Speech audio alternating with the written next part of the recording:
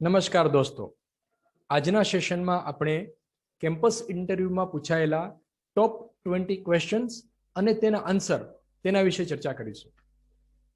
અમારી કોલેજમાં દર વર્ષે મોટાભાગની કંપનીઓ ઇન્ટરવ્યુ માટે આવતી હોય છે અને અમે કેટલોક ડેટા કલેક્ટ કરેલો છે કે કેમ્પસ ઇન્ટરવ્યુમાં તે લોકો સ્ટુડન્ટ્સને કયા કયા ટાઈપના ક્વેશ્ચન પૂછે છે અને તેનો કયો આન્સર એક્સપેક્ટ કરે છે.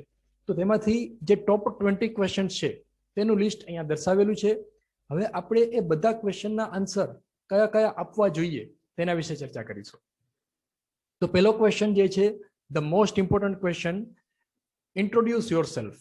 તમને પોતાને તમારી જાતને ઇન્ટ્રોડ્યુસ કરો. તો એનો આન્સર કેવી રીતે આપવો એની કેટલીક ટિપ્સ છે એ આપણે જોઈએ છીએ. તો સૌથી પહેલા તમારે તમારું નામ બોલવાનું અને ધ્યાન રાખવાનું આખું નામ બોલવાનું as per SSC marksheet. Chandu મંદુ કે એવું કોઈ ટૂંકું નામ નહીં બોલવાનું. છગન મગન એવા નામ પણ નહીં બોલવાના. આખું નામ બોલવાનું છગનલાલ મસરીભાઈ સોનીગ્રા કે જે કંઈ તમારું એસએસસીની માર્કશીટ પ્રમાણે નામ હોય એ પ્રમાણે તમારું નામ બોલવાનું. ત્યાર પછી તમારે તમારી એજ્યુકેશનલ ડિટેલ્સ બોલવાની, starting from SSC, diploma, degree or any other qualification અથવા બીજું કોઈ સ્પેશિયલ અચીવમેન્ટ હોય જે સીવીમાં મેન્શન કરેલું હોય એના પ્રમાણે તમારે એ ઓર્ડરમાં બોલવાનું. ત્યાર પછી તમારે તમારું family background within 2 to 3 sentence બોલવાનું કે મારા પિતાજી અહીંયા જોબ કરે છે અથવા બિઝનેસ કરે છે, મારે નાના 2 ભાઈ છે કે મોટા 2 ભાઈ છે, એવું જે કંઈ બેકગ્રાઉન્ડ હોય એ 2 to 3 લાઇન્સમાં તમારે ફેમિલી બેકગ્રાઉન્ડ કહેવાનું. ત્યાર પછી તમારા ફેસ ઉપર નાનકડું એક સ્માઇલ હોવું જોઈએ, કારણ કે સુગ્યા મોઢા કોઈને ગમતા નથી. એક આર્ટિફિશિયલ સ્માઇલ હોય તો પણ ચાલે, જેન્ટલ સ્માઇલ ઇટ્સ એડવાઇઝેબલ. ત્યાર પછી તમે જ્યારે ઇન્ટરવ્યુ આપતા હો ત્યારે આઈ કોન્ટેક્ટ મેન્ટેન કરવો મોસ્ટ આઈએમપી છે. કેટલાક લોકો આમ નીચે જોઈને ઇન્ટરવ્યુ આપતા હોય છે, આમ ઉપર જોવે, આ સાઈડ જોવે, તો it gives very negative impact over interviewer. એટલે ઇન્ટરવ્યુ જ્યારે આપતા હોય ત્યારે ઓલવેઝ ધ્યાન રાખવાનું, જેટલા લોકો ઇન્ટરવ્યુ લેતા હોય એ બધાની સામે 1 by 1 આપણે આઈ કોન્ટેક્ટ કરતા રહેવાનું. એ પણ ધ્યાન રાખવાનું કે એક જ વ્યક્તિની સામે આપણે સતત આઈ કોન્ટેક્ટ રાખવાનો નહીં. It should be rotating from one person to another person. ત્યાર પછી તમારી બોડી લેંગ્વેજ જે છે એ પ્રોપર મેન્ટેન થયેલી હોવી જોઈએ. જેમ તેમ વધારે મૂવમેન્ટ થતી હોય તો એ તમારે કંટ્રોલ કરવાની. આ બધું ચેક કેવી રીતે કરવું? તો એના માટે તમારી પાસે મોબાઈલ છે, તમારો મોબાઈલ લો અને આ જે 20 ક્વેશ્ચન્સ અત્યારે હું તમને આપું છું એ બધા 20 ક્વેશ્ચન એના જવાબ તમે એનું વિડીયો રેકોર્ડિંગ કરો. તમે પોતે ક્વેશ્ચન રાખો, એનો આન્સર બોલો અને વિડીયો રેકોર્ડિંગ કરો. પછી તમે ચેક કરો કે તમે ક્યાં ભૂલ કરો છો. તમને ખબર પડશે કે તમારી ગ્રામરમાં કેટલી બધી ભૂલ થાય છે, બોડી લેંગ્વેજમાં ક્યાં સુધારો કરવાની જરૂર છે, કયા શબ્દો ઉપર તમે પ્રોપર વેઇટેજ આપતા નથી, એ બધી તમને ત્યાર પછી ખબર પડશે. ત્યાર પછી તમે જે સેન્ટેન્સ બોલો એના બધા જ શબ્દો ઉપર પૂરતો વજન આપો અને આખું વાક્ય બોલો. ક્યારેય પણ અડધું વાક્ય બોલવું નહીં. It gives wrong impression. અને તમારી જે લેંગ્વેજ છે એ એના ક્વેશ્ચન પ્રમાણે હોવી જોઈએ. ધારો કે તમને કોઈ હિન્દીમાં ક્વેશ્ચન પૂછે તો તમારો આન્સર હિન્દીમાં આપવાનો, ઇંગ્લિશમાં ક્વેશ્ચન પૂછે તો તમારે ઇંગ્લિશમાં આન્સર આપવાનો, અને ગુજરાતીમાં ક્વેશ્ચન પૂછે તો ગુજરાતીમાં આપવાનો. એવું જરૂરી નથી કે તમે ઇંગ્લિશને જ પકડી રાખો અથવા ગુજરાતીને જ પકડી રાખો. જ્યારે પણ ઇન્ટરવ્યુ માટે જાઓ ત્યારે તમારા હેડ છે પ્રોપરલી કટ કરેલા હોવા જોઈએ, હાથના નખ છે પ્રોપરલી ટ્રીમ કરેલા હોવા જોઈએ. બહુ લાંબા વધેલા હોય તો એ એડવાઇઝેબલ નથી. તમારી શેવિંગ કરવાની જો પ્રેક્ટિસ હોય તો ક્લીન શેવ હોવું જોઈએ, અને જો બિયર્ડ રાખતા હો તો વેલ ટ્રીમ્ડ બિયર્ડ હોવી જોઈએ. જેમ તેમ વધેલી બિયર્ડ હોય તો ઇટ ગિવ્સ નેગેટિવ ઇમ્પ્રેશન. તમારું ડ્રેસિંગ જે છે સોબર હોવું જોઈએ. શક્ય હોય ત્યાં સુધી પ્લેન કલરનો શર્ટ પહેરવો જોઈએ.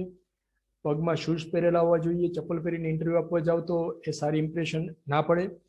અને તમે સાંભળવાની પ્રેક્ટિસ કરવાની. તમે જ્યારે ક્વેશ્ચન પૂછવામાં આવે ત્યારે સામેવાળાનો ક્વેશ્ચન પૂરો થાય ત્યાર પછી જ તમારે આન્સર આપવાની શરૂઆત કરવાની. વચ્ચેથી ક્યારેય બોલવાની શરૂઆત કરવી નહીં. આ ઘણી વખત છોકરાઓને ભૂલ થતી હોય છે. પેલા ક્વેશ્ચન પૂરો કરે એની પહેલા જ જવાબ આપવાની શરૂઆત કરી દે, તો એ તમારે ધ્યાન રાખવાનું. ત્યાર પછીનો અગત્યનો question, why do you wish to join hour company? આ ક્વેશ્ચન પણ ઘણી વખત પૂછાય છે કે તમારે અમારી કંપની શા માટે જોઈન કરવી છે. હવે આનો જવાબ છે it varies from person to person and company to company. આના માટે તમારે પ્રિપેરેશન કેવી રીતે કરવી? તો એના માટે કંપનીની મેક્સિમમ ડિટેલ તમે કલેક્ટ કરી લો થ્રુ વેબસાઇટ ઓર થ્રુ અધર રિસોર્સિસ, કે કંપનીની પ્રોડક્ટ કઈ છે, એની પોલિસી શું છે, અને એની અંદર કયા કયા સેક્ટરમાં વર્ક કરે છે, જેના ઉપરથી તમને આઈડિયા આવશે કે આ કંપની કયા ફિલ્ડમાં વર્ક કરે છે. અને શક્ય હોય તો એ કંપનીમાં કોઈ જે એમ્પ્લોય વર્ક કરતો હોય તેનો કોન્ટેક્ટ કરો, કે જેથી કરીને તમે એ કંપનીની પ્રોફાઇલ વિશે તમારી પાસે ડિટેલ આવી જાય. અને ત્યાર પછી તમે તમારો ગોલ એવી રીતે એક્સપ્રેસ કરો કે જે કંપનીના ગોલની સાથે મેચ થાય છે. અને એના પરથી તમે એવું જસ્ટિફાય કરી શકો કે તમારો ગોલ કંપનીમાં આવવા પછી તમે સેટ કરી શકશો, એ અચીવ કરી શકશો, તો એ કંપનીવાળા જલ્દીથી કન્વિન્સ થઈ જશે ટુ હાયર યોર સેલ્ફ. ત્યાર પછી પણ તમે એવું પણ દર્શાવી શકો કે you are willing to join as soon as possible. તમારી ફેમિલી બેકગ્રાઉન્ડ વિશે જણાવી શકો, ફાઇનાન્શિયલ કન્ડિશન વિશે જણાવી શકો કે મારે તાત્કાલિક જોબની જરૂર છે. કેટલીક કંપનીઓ એવું સિલેક્શન રાખતી હોય છે કે નીડી પર્સન હોય તો એમને વધારે એમ્ફેસાઇઝ કરે, એમને વધારે સિલેક્ટ કરવા થવાના ચાન્સીસ રહે છે. તો એ બાબત તમારે ધ્યાનમાં રાખવી જોઈએ. Then what are your good strengths? તમારી સ્ટ્રેન્થ કઈ છે? આ પણ ઘણી વખત પૂછાયેલો ક્વેશ્ચન છે કે તમારી સૌથી વધારે તમે કયા ફિલ્ડમાં એક્સપર્ટ છો. તો સ્ટ્રેન્થની અંદર honesty, commitment to duty, skill of communication, work under pressure, એના માટેની એબિલિટી, આ બધા સ્ટ્રેન્થ હોઈ શકે. Express your words with proper evidence if possible. તમે કાંઈ પણ બોલો છો ને તો એનું પ્રોપર એવિડન્સ તમારી પાસે હોવો જોઈએ. in either in terms of documentary evidence or either event or whatever. ત્યાર પછી એવું તમારે કહેવાનું કે you can work for a very long time without fatigue. That could be your strength. Of course, this strength varies from person to person. બધા માટે આ strength સરખી ના હોય, પણ આ તમારે પ્રિપેર કરી લેવાનો. આનો આન્સર એ પ્રોપર જસ્ટિફાય થાય એવી રીતે તમારે તમારી સ્ટ્રેન્થ છે એ ત્યાં રિપ્રેઝન્ટ કરવાની. તમે એવું પણ કહી શકો કે you can handle a group as a good leader or as a good fighter. You think about positive. You take initiative to any new work. આ બધું તમે કહી શકો. Like to meet new people. That is also good strength, કે તમે નવા નવા લોકોને મળવાનું તમને ગમે છે. આ પણ તમે ઇન્ટરવ્યુમાં કહી શકો. પછી તમે કોઈ NSS, NCC, સ્કાઉટ અથવા કોઈ પણ ગ્રુપ એક્ટિવિટીમાં પાર્ટિસિપેટ થયેલા હો તો એના વિશે પણ તમે કહી શકો કે હું અહીંયા આવી રીતે મેં વર્ક કરેલું છે. So that is your strength. કોઈ સ્પોર્ટ્સ અચીવમેન્ટ તમે કરેલી હોય, ક્યાંય ક્રિકેટમાં, કબડ્ડીમાં, વોલીબોલમાં કે કોઈ પણ ગેમમાં તમે જો સ્ટેટ લેવલે, નેશનલ લેવલે, સ્કૂલ લેવલે, કોલેજ લેવલે વર્ક કરેલું હોય તો એના વિશે પણ તમે ત્યાં હાઇલાઇટ કરી શકો છો કે હું અહીંયા કેપ્ટન તરીકે હતો, વિકેટ કીપર તરીકે હતો અથવા મેમ્બર તરીકે હતો, તો પણ it gives your proper weightage. Daily routine exercise, તમે જે ડેઇલી વર્ક કરતા હો એના વિશે પણ તમને પૂછી શકે છે કે તમે એમ કહી શકો કે હું દરરોજ સવારે 7 વાગે ઉઠીને એક્સરસાઇઝ કરવા માટે જાઉં છું, અથવા તો સાંજે 7 વાગે એક્સરસાઇઝ કરું છું, કે કોઈ પણ ટાઈમે તમે જે એક્સરસાઇઝ કે જે કંઈ રૂટીન વર્ક કરતા હોય વિચ શોઝ યોર સ્ટ્રેન્થ, તો એ તમે ઇન્ટરવ્યુમાં કહી શકો. Vote are your greatest weakness? તમારી વીકનેસ કઈ છે? ઓફકોર્સ આ આન્સર થોડોક અઘરો છે. ડોન્ટ સે નો વીકનેસ. તમે એવું ક્યારેય નહીં કહેવાનું કે મારી અંદર કોઈ વીકનેસ નથી. એવું લાગે કે તમે થોડાક એરોગન્ટ છો. Nobody is perfect. કોઈ પણ માણસ દુનિયામાં પરફેક્ટ નથી. કોઈને કોઈ વીકનેસ હોઈ શકે છે. એ આન્સર પણ પર્સન ટુ પર્સન બદલાઈ શકે છે. Express your weakness with tricks. ધારો કે તમે એમ કહી શકો કે I can not tolerate small mistake. કોઈ વ્યક્તિ નાની ભૂલ કરે તો એને માફ કરવી મારા માટે મુશ્કેલ છે. That food B one weakness. ત્યાર પછી તમે એમ કહી શકો કે મારા હેન્ડરાઇટિંગ જે છે એ ખૂબ જ સુંદર નથી, એ સામાન્ય છે. મારે આના કરતાં પણ વધારે સુંદર હેન્ડરાઇટિંગ હોવા જોઈએ, એ હું એને મારી વીકનેસ માનું છું. એવું કહી શકો. ભલે તમારા હેન્ડરાઇટિંગ સારા હોય, પણ તમારે એવું કહી શકો કે મને આના કરતાં વધારે સારા હેન્ડરાઇટિંગ હોવા જોઈએ, ન હોય તો એ મારી વીકનેસ છે, એવું તમે કહી શકો. યુ કેન સે તમારી હાઇટ, વેઇટ વધારે છે, ઓછા છે, અને એમ પણ તમે કહી શકો કે I can manage this deficiency within few months. Of course height છે કદાચ વધારી ન શકાય, પણ વેઇટમાં તમે બેલેન્સ કરી શકો. ત્યાર પછીનો question, why should we higher you? આ પણ ઘણી વખત પૂછાય છે. તો એના માટે તમારે કેવી રીતે આન્સર આપવો? આ થોડોક ટ્રિકી ક્વેશ્ચન છે. તમારે એને કન્વિન્સ કરવા પડશે કે તમે જો કંપનીના વર્કરમાં સેટ થઈ શકો છો તો તમે બહુ લાંબો ટાઈમ ત્યાં રહેશો અને પ્રોપરલી તમે એના એન્વાયરમેન્ટમાં સેટ થઈ જશો. And you will give at your best to perform the given task. આ તમારે પ્રોપરલી જસ્ટિફાય કરવાનું છે. આનો આન્સર તમે તમારી રીતે તૈયાર કરો અને વિડીયો તૈયાર કરો અને પછી નક્કી કરો કે તમે આન્સર જે બોલ્યા છો એ બરોબર છે કે એમાં કંઈ સુધારો કરી શકાય એવો છે. એની ઇન્સિડન્સ, વેરી ગુડ ફેલિયર, તમે ક્યાંય ફેલ થયા છો એના વિશે તમને કંઈ યાદ છે? આ પણ તમારે પ્રોપરલી મેનેજ કરી અને એને રિસાઇટ કરવાનું છે. કે it varies from person to person, દરેક માટે અલગ અલગ હોઈ શકે. દાખલા તરીકે કોઈ લોકો એક્ઝામમાં ફેલ થયા હોય, કોઈ કોમ્પિટિશનમાં ફેલ થયા હો, failure in certain project work, ગમે ત્યાં હોઈ શકે. પણ તમારે પ્રોપરલી મેનેજ કરી અને ત્યાં સમજાવવાનું છે. કોઈ પણ જગ્યાએ ફેલ થયા નથી એવું ક્યારેય નહીં કહેવાનું, because failure is the key to success. તમે એકવાર ફેલ થયા હો તો જ તમે સફળ થઈ શકો. જે વ્યક્તિ જિંદગીમાં ક્યારેય ફેલ નથી થયો, સમજો એણે ક્યારેય પોતાની સ્ટ્રેન્થ માપવાની કોશિશ કરી નથી, એની એક્સ્ટ્રીમ લિમિટ સુધી એને ક્યારેય વર્ક કર્યું નથી. જો એણે એક્સ્ટ્રીમ લિમિટ સુધી વર્ક કર્યું હોય તો જ એ ક્યારેક ફેલ થયો હોય એવું બની શકે. તમારો પાસ્ટ એક્સપિરિયન્સ શેર કરી શકો છો, એ ઓનેસ્ટલી કહેવાનું. 10મા ધોરણમાં ફેલ થયા હો, 9મા ધોરણમાં ફેલ થયા હો, અથવા ડિપ્લોમા ડિગ્રીમાં ક્યારેય ફેલ થયા હો, એ પણ તમારે કહી દેવાનું કે 3જા સેમેસ્ટરમાં આ સબ્જેક્ટમાં મારે એટીકેટી હતી અને પછી મેં એની અંદર સારા ગ્રેડ સાથે સબ્જેક્ટ પાસ કરેલો છે, એ પણ તમે કહી શકો. મિડ સેમમાં ફેલ થયા હો તો એ પણ કહી શકો. ટર્મ વર્કમાં કોઈ સાહેબે તમને ખીજાયા હોય, કંઈ રિવર્ક આપેલું હોય તો એ પણ તમે ત્યાં શેર કરી શકો. ત્યાર પછીનો ક્વેશ્ચન છે, વુડ યુ લાઈ ફોર અવર કંપની? તમે અમારી કંપની માટે ખોટું બોલી શકો છો? Bluntly say yes sir, I will say lie if it is not unethical and not harmful to the company. જો એ અનએથિકલ નહીં હોય, કંપનીને નુકસાનકારક નહીં હોય, તો કદાચ મારે ખોટું બોલવું પડે તો હું બોલી લઈશ. Because the progress of company is the progress of Sunil Sonigra. એટલે કે તમારે તમારું નામ બોલવાનું, મારું નામ બોલવાની જરૂર નથી. You can give the example કે તમે ક્યારેક ખોટું બોલ્યા હો કોલેજના ફાયદા માટે કે તમારા ગ્રુપના ફાયદા માટે, નાનકડું ખોટું બોલ્યા હો જે અલ્ટિમેટલી બધાને ફાયદો થવાનો હોય, તો એ તમે ત્યાં રિપ્રેઝન્ટ કરી શકો છો. Where do you see yourself after 5 years? 5 વર્ષ પછી તમે તમને ક્યારે જુઓ છો, તમે ક્યાં જુઓ છો? આ પણ મોસ્ટ આઈએમપી ક્વેશ્ચન છે, દરેક ઇન્ટરવ્યુમાં પૂછાય છે. તો એની અંદર તમે એની ટિપ્સ છે કે 5 વર્ષ પછી તમે ક્યાં હશો. તો it's a very tricky question. It shows your vision. તમારું વિઝન કેટલું સારું છે એ આના આન્સર ઉપરથી ખબર પડશે. Tell about your future plan. તમે ફ્યુચરમાં શું કરવાના છો? Say that you wish to work with your company in higher position. તમે એવું કહી શકો કે તમારી કંપનીમાં હું તમારા સિનિયર સુપરવાઇઝર, મેનેજર કે જનરલ મેનેજર એ પોસ્ટ સુધી પહોંચવા માંગો છો.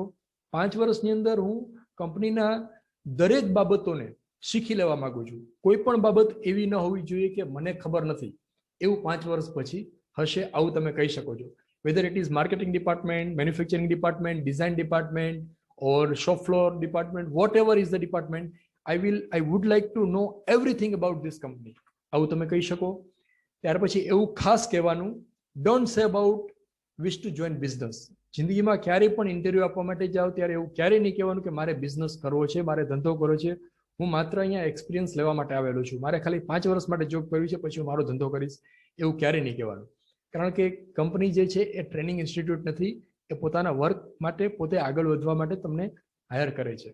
એટલે એવું એક્સપેક્ટ કરે કે લાઈફ ટાઈમ તમે ત્યાં એમની સાથે જ વર્ક કરો. Don't discuss about higher study. જો અહીંયા સત્યવાદી થવાની જરૂર નથી. એવું ક્યારેય નહીં કહેવાનું કે તમારે હાયર સ્ટડી કરવું છે. તમારે એમ જ કહેવાનું કે કંપની જેમ કહેશે એમ હું કરીશ. અને હાયર સ્ટડીમાં જવું હોય તો ક્યારેય ઇન્ટરવ્યુ આપવા જવું નહીં. બિઝનેસ કરવો હોય તો ક્યારેય ઇન્ટરવ્યુ આપવા માટે જવું નહીં. ત્યાર પછીનો question, why do you wish to join this company? તમારે અમારી કંપનીમાં શા માટે આવવું છે?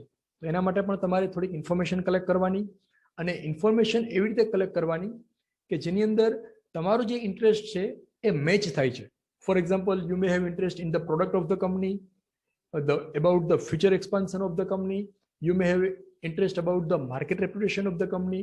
ધારો કે કોઈ ઓટોમોબાઈલ કંપની હોય તો તમે એમ કહી શકો કે મને બાઇક ચલાવવાનો બહુ શોખ છે, તમારી કંપની બાઇક બનાવે છે એટલે મારે તમારી કંપનીમાં જોબ કરવી છે. કોઈ કંપની પાવર સેક્ટરમાં વર્ક કરતી હોય તો એમ તમે કહી શકો કે મને પાવર પ્લાન્ટ સાથે બહુ લગાવ છે, એટલે હું દરેક બાબતો શીખવા માંગુ છું એટલા માટે, અને મારું કેરિયર સારું બની શકે છે એવો મને ફ્યુચર સ્કોપ દેખાય છે, એટલા માટે તમારી કંપનીમાં જોઈન થવાનો ઇન્ટરેસ્ટ છે. શક્ય હોય તો કોઈ એવી વ્યક્તિનો કોન્ટેક્ટ કરો કે જે અત્યારે કંપનીમાં વર્ક કરતા હોય, જેથી કરીને તમને એનું ઇન્ટરનલ વર્ક કલ્ચર કેવું છે અને કઈ ટાઈપના ક્વેશ્ચન પૂછાઈ શકે છે એ પણ તમને ત્યાંથી હિન્ટ મળી શકે છે. ત્યાર પછી આ ટાઈપનો ક્વેશ્ચન પૂછાય કે describe your ideal company and job. તમારા માટે આદર્શ કંપની કઈ છે? તો તમે શું કહેશો? યસ, ઇન્સ્ટન્ટલી સે the name of the company four which you are giving interview. Suppose તમે રિલાયન્સનો ઇન્ટરવ્યુ આપતા હો તો વિચાર્યા વગર સીધું કહી દેવાનું રિલાયન્સ ઇન્ડસ્ટ્રીઝ લિમિટેડ. ટાટા પાવરનો ઇન્ટરવ્યુ આપતા હો તો શું કહેવાનું? Yes, Tata power limited. કોઈ પણ જે કંપની હોય એનું જ કહેવાનું. જેના લગ્નમાં ગયા હોય એ જ વ્યક્તિના ગીત ગવાય, ટાટામાં ઇન્ટરવ્યૂ આપવા માટે ગયા હોય ત્યારે એવું ન કહેવાય કે રિલાયન્સ કંપની સારી છે, અને રિલાયન્સની ઇન્ટરવ્યૂ આપવા માટે ગયા હોય ત્યારે એવું ન કહેવાય કે L&T કંપની સારી છે, right? So the answer varies from company to company. ત્યાર પછી તમારે તમારા વ્યૂ આપવાના છે about the job and company. Company વિશે તમે શું જાણો છો અને એના પોઝિટિવ પોઈન્ટ કયા છે એ તમારે અહીંયા બોલવાના, કારણ કે એ મેચ થાય છે. તમારી જે રિક્વાયરમેન્ટ છે એ અને કંપનીની રિક્વાયરમેન્ટ એ બે મેચ થાય છે એવું તમારે ત્યાં જસ્ટિફાય કરવાનું છે. આ પણ અગત્યનો ક્વેશ્ચન છે. What makes you angry and how you avoid conflicts? તમે ગુસ્સે ક્યારે થાવ છો? તો ત્યારે તમે આવો આન્સર આપી શકો, if someone does not complete the task in time. કોઈ પણ વ્યક્તિ જો સમયસર એનું કામ પૂરું ન કરે તો મને ગુસ્સો આવે છે, આવું તમે કહી શકો. Don't like to come late, એવું પણ કહી શકો કે કોઈ વ્યક્તિ લેટ આવે તો એ મને ગમતું નથી. ઓબ્વિયસલી કોઈને પણ ના ગમતું હોય, પણ આ તમે એક કહી શકો. ત્યાર પછી એવું કહી શકો કે you feels discomfort with unprepared and unorganised people. કોઈ વ્યક્તિ અસ્તવ્યસ્ત કામ કરતું હોય, પ્રોપર ડાયરેક્શનમાં વર્ક ના કરતું હોય, મેનેજ પ્રોપરલી કરતું ના હોય, તો એ વ્યક્તિ સાથે વર્ક કરવું તમને થોડુંક ડિસ્કમ્ફર્ટ ફીલ થાય છે. આ બાબતો તમે કહી શકો. ત્યાર પછી કોન્ફ્લિક્ટ માટે તમે એક એક્ઝામ્પલ આપી શકો. How to avoid conflict. કોઈ વ્યક્તિ સાથે તમારે કોન્ફ્લિક્ટ થાય તો કેવી રીતે એને દૂર કરવું? તો એક એક્ઝામ્પલ છે, સિલિન્ડરનું એક્ઝામ્પલ છે. ધારો કે કોઈ પર્સન એ છે, મગનલાલ છે, એ સિલિન્ડરને ઉપરથી જોવે છે, તો એને શું દેખાશે? સર્કલ દેખાશે. મગનલાલ એમ કહેશે કે આ સર્કલ છે. છગનલાલ સામેથી જુએ છે એટલે પર્સન બી, તો એ શું કહેશે? એક લંબચોરસ છે, રેક્ટેંગલ છે. હવે પર્સન સી છે, મસરીભાઈ, એ આવી રીતે જોવે છે, તો એને શેપ કેવો દેખાશે? એલિપ્ટિકલ શેપ દેખાશે. તો આ ત્રણેય વ્યક્તિના આન્સર અલગ અલગ છે, પણ એ ઓબ્જેક્ટ સિલિન્ડર છે. તો સિલિન્ડરને અલગ અલગ વ્યૂથી જુઓ તો એના શેપ અલગ અલગ દેખાશે. કહેવાનો મતલબ એ છે કે કોઈ પણ ઓબ્જેક્ટ, કોઈ પણ મેટર છે, એને અલગ અલગ એંગલથી જો જોવામાં આવે તો દરેકના જવાબ અલગ અલગ હોઈ શકે છે. માટે તમારે કોન્ફ્લિક્ટને અવોઇડ કરવા હોય તો કોઈ પણ ઓબ્જેક્ટને બધા એંગલથી જોવું જોઈએ. દરેક એંગલથી જોઈ લેશો તો કોન્ફ્લિક્ટ ઝીરો થઈ જશે, right? Who has inspired you as your role model? તમારા રોલ મોડલ કોણ છે? આ પણ ખૂબ જ અગત્યનો ક્વેશ્ચન છે. તમારા રોલ મોડલ જે છે એ તમારી પોતાની પર્સનાલિટી ડિફાઇન કરે છે. તમે કોઈ વ્યક્તિનું નામ આપી શકો, તમારા પેરેન્ટ્સ, તમારા ટીચર્સ, રિલેટિવ્સ, ફ્રેન્ડ, સેલિબ્રિટી, કોઈ પણ વ્યક્તિ વિશે તમે કહી શકો અને એને જસ્ટિફાય કરો કે શા માટે તમારા રોલ મોડલ છે. Why he is role model. ધ્યાન રાખો, ક્યારેય પણ જે કલાકારો હોય, ફિલ્મી કલાકારો, એને રોલ મોડલ તરીકે દર્શાવો તો એક્ટિંગ વિશે ક્યારેય વાત નહીં કરવાની. એમની રેગ્યુલારિટી વિશે વાત કરવાની, એની હાર્ડવર્ક વિશે વાત કરવાની, એની બોટમ ટુ અર્થ બિહેવિયર છે એના વિશે તમારે વાત કરવાનું, એના એચિવમેન્ટ વિશે તમારે વાત કરવાનું. આ બધું તમે ત્યાં કહી શકો. What is your hobby? આ પણ લગભગ કોમનલી દર વખતે પૂછાય છે કે તમારી હોબી કઈ છે. નોર્મલી બધા એવું કહેતા હોય છે કે listening music, playing cricket etcetera. બરાબર છે? આવું કહેવાની જરૂર નથી. જો તમે એવું કહો તો ખાસ ધ્યાન રાખવાનું, લિસનિંગ મ્યુઝિક બોલો એટલે તમને સીધો ક્વેશ્ચન એવું પૂછશે, મ્યુઝિક વિશે તમે શું જાણો છો? 7 સૂર કયા છે? સૂર એટલે શું? એમાં કયા કયા રાગ આવે, કયા કયા આલાપ આવે, તમને ખબર છે? ખબર ના હોય તો ક્યારેય આ લખવાનું નહીં. બરાબર છે? પછી પ્લેઇંગ ક્રિકેટ વિશે પૂછે તો એમ કે તમે છેલ્લે ક્યારે ક્રિકેટ રમ્યા હતા? ખોખો વિશે પૂછે તો તમે કે છેલ્લે ક્યારે રમ્યા હતા?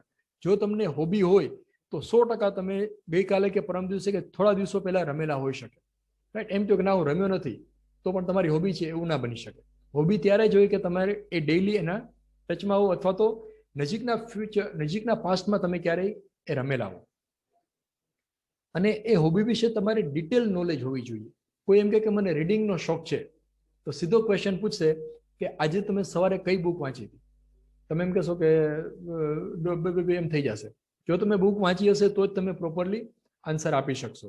અને તમે એમ કહેશો કે મેં આ બુક વાંચી છે તો એમ કહેશે કયું ચેપ્ટર વાંચ્યું, એમાં શું વાંચ્યું એ તમે બોલો, રાઈટ? એટલે જો તમે વાંચેલું હશે તો જ તમે પ્રોપરલી બોલી શકશો.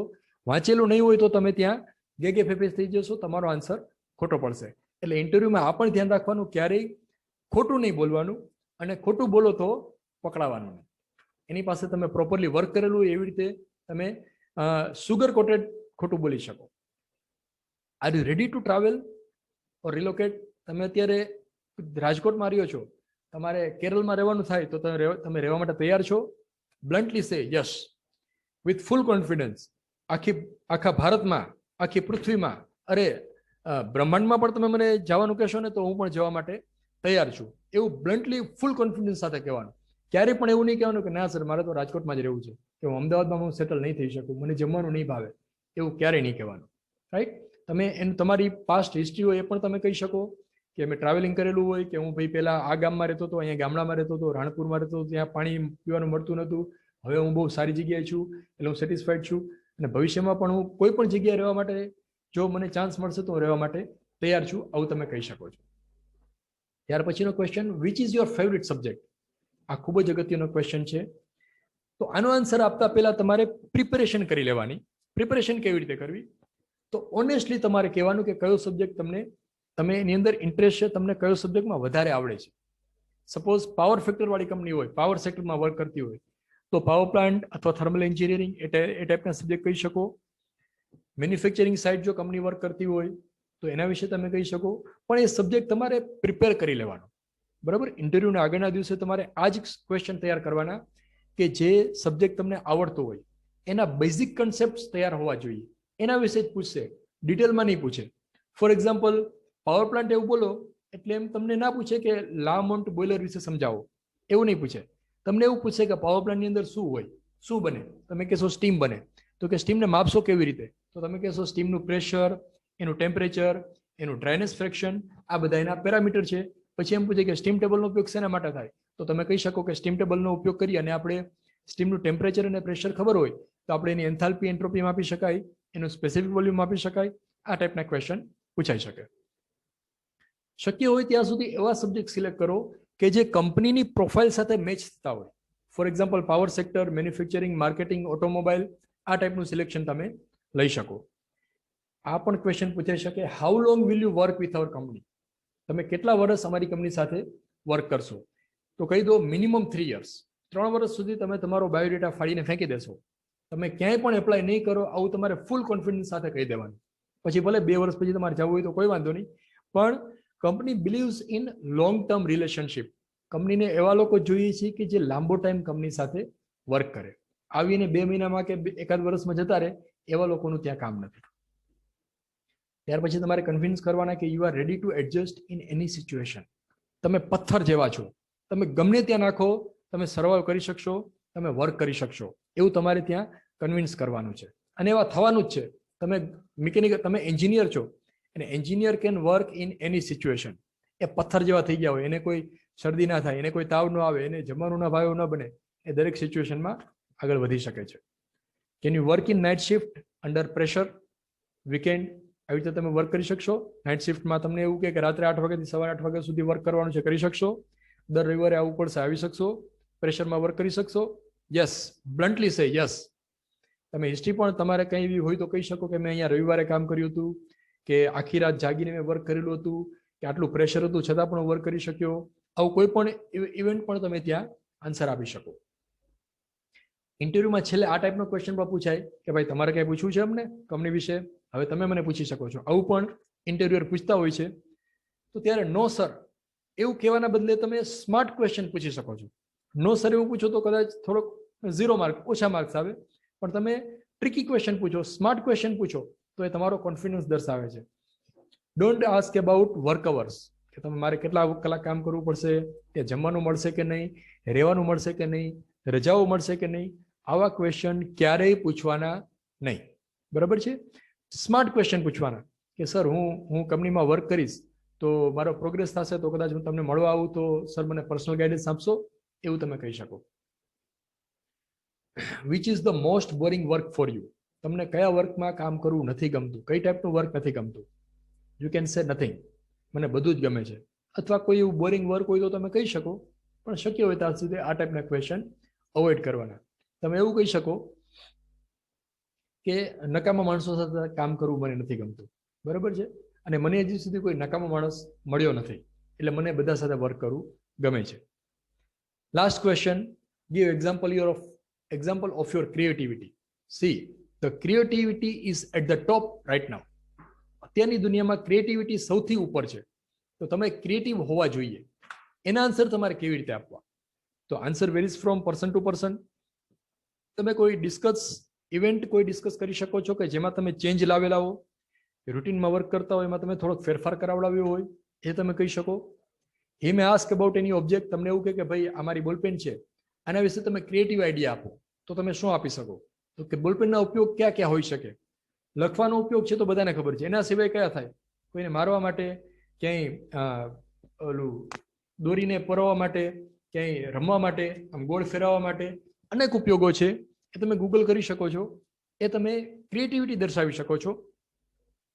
અથવા કોઈ આ બતાવે કે આનો ઉપયોગ શું છે, આ સ્કેલ છે, આનો તમે કયા કયા ઉપયોગ કરી શકો, તો એ તમારી ક્રિએટિવિટીનો ઉપયોગ કરીને તમે એના આન્સર આપી શકો.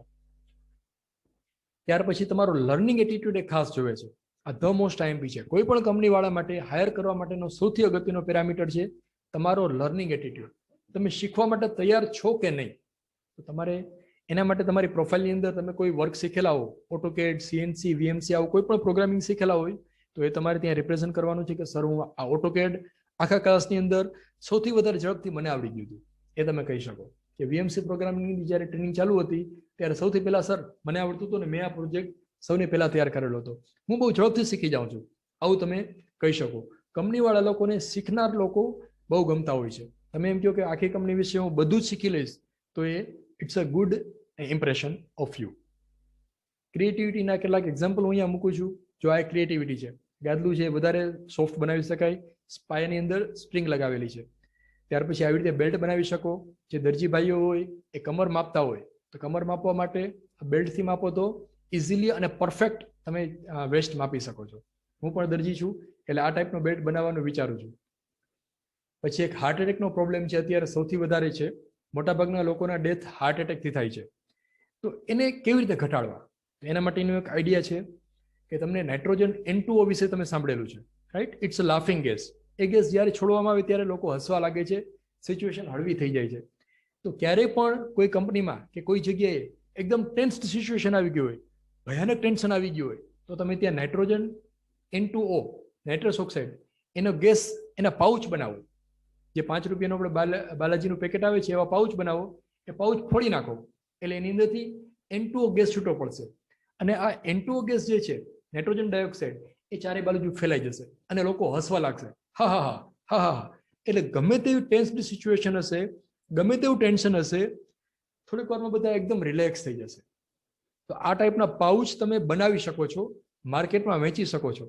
કદાચ 5 વર્ષ પછી આ ટાઈપના પાઉચ આપણે દુકાને મળતા હશે, કારણ કે આજના સંજોગોમાં ટેન્શન ખૂબ જ વધતું જાય છે. એ ઘટાડવા માટે આની ખાસ જરૂર છે. બધાને હસતા કરવાની જરૂર છે.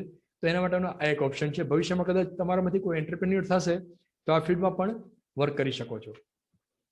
આ એક ક્રિએટિવ એક્ઝામ્પલ છે. કેટલીની ઉપર તમે બ્રેડ મૂકી શકો છો, અંદરની બાજુ ચા ભરી શકો છો. આ પણ એક ક્રિએટિવ એક્ઝામ્પલ છે. હેન્ડલ જે છે હાથ ટાઈપનું બનાવો. ત્યાર પછીનું ક્રિએટિવિટીનું એક્ઝામ્પલ છે હાઈલી કોન્સન્ટ્રેટેડ ફૂડ ટેબ્લેટ. એક નાનકડી ટેબ્લેટ બનાવો. તમારે આખો દિવસ જમવાની કોઈ જરૂર ના રહે. સવારે 2 ટેબ્લેટ, બપોરે 2 ટેબ્લેટ, સાંજે 2 ટેબ્લેટ, આખો દિવસ ચાલે. શાક રોટલી દાળ ભાત કંઈ જમવાની જરૂર નથી, ટિફિન બનાવવાની જરૂર નથી, સવારે ઉઠીને તમારા વાઈફને કંઈ જમવાનું બનાવવાની જરૂર નથી. માત્ર 2 ટેબ્લેટ લઈ લો, આખો દિવસ ચાલશે. સ્પેસમાં જે જાય છે સ્પેસ શટલની અંદર, એ લોકો પણ આનો ઉપયોગ કરી શકે, જેથી કરીને no problem of cooking, no wastage of food, ઘણું બધું વર્ક ઘટી જાય છે. તો આ એક ક્રિએટિવિટીનું એક્ઝામ્પલ છે. આવી રીતે પગથિયા બનાવી શકો કે જેની અંદર ચપ્પલના સ્ટેન્ડ બનાવી શકો.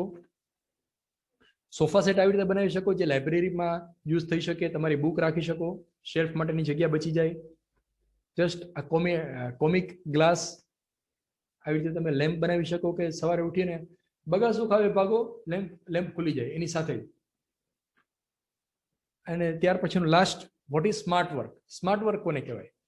આ આપણે સ્ટોરી સાંભળેલી છે કાગડાવાળી, કે કાગડો જે છે એ પથ્થર નાખીને પાણીને ઉપર લાવે છે અને પાણી પીને જતો રહે છે, બરાબર? હવે મને થોડોક ચેન્જ લાવવાની જરૂર છે. This is smart work. Use straw instead of hard work. Means use smart work instead of hard work. It saves lots of extra efforts. મિત્રો, તમારે પોતાને સેલ્ફ માર્કેટિંગ કરવાનું છે. તમે ઇન્ટરવ્યૂ માટે જાઓ ત્યારે આ ટાઈપના તમારા જે અચીવમેન્ટના ફોટોગ્રાફ હોય એ સાથે રાખવાના. એ તમે બતાવી શકો છો કે તમે આટલું વર્ક કર્યું છે. આ બધા મેં યુટ્યુબના વિડીયો બનાવેલા છે અને ફોટોગ્રાફ છે, એ પણ તમે ઇન્ટરવ્યૂમાં તમારી સાથે રાખી શકો છો. This is self marketing. Thanks for watching. હું આવી રીતે અનેક વિડીયો બનાવવાનો છું. મિકેનિકલ એન્જિનિયરિંગના ઘણા બધા વિડીયો મારી ચેનલમાં બનાવેલા છે. તમે જોઈ શકો છો કે પછી